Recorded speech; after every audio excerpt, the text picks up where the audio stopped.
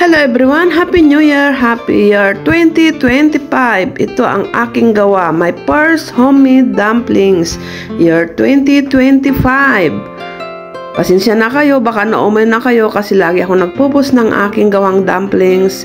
Pero iplinix ko na naman, ito ang kauna-unahang gawa ko sa taong 2025. Wala na kasi kaming stock at gusto ko rin kumain, na-miss ko na, kaya ito gumawa na naman ako.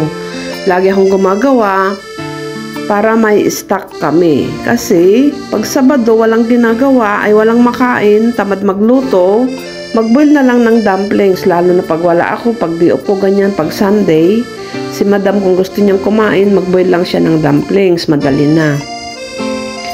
Yan nga pala wrapper ay hindi ko minamasa. May nabibili naman na kasing dito gawa na, kaya bakit pa ako magpapakahirap na magmasa ng wrapper, di ba?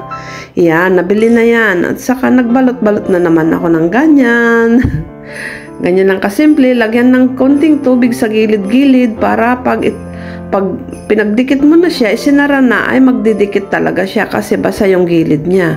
At saka nilagyan ko na rin pala siya ng plates. Kasi pag diretso na ganyan na, ipikit mo na, ipikit. Pag dikitin na ay malapad na siya, lalo na pag na-boil. Para may design naman siya, kaya nilalagyan ko siya ng plates.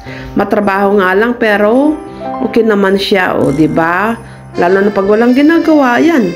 Kaya kahapon wala naman akong ginawa, wala akong pa-dinner, sabi ko, ay maggawa nga ako. Kaya nagbalot na naman ako ng dumplings. Ang dami ko palang nagawa. Yung 1 cutty na wrapper, bali 63 lahat yan eh. Pero ang nagawa ko 60 pieces lang, kulang ng 3 yung wrapper. Pero may extra ako doon, yun gagawin ko kasi may tira pa ako, bali 3 pa yun na babalutin eh.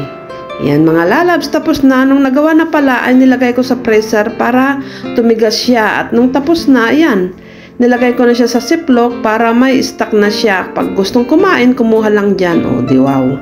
Ganyan lang. Enjoy watching. Pasensya na kayo. Lagi kong ipiniflix ang aking gawang dumplings. Enjoy. Thank you everyone.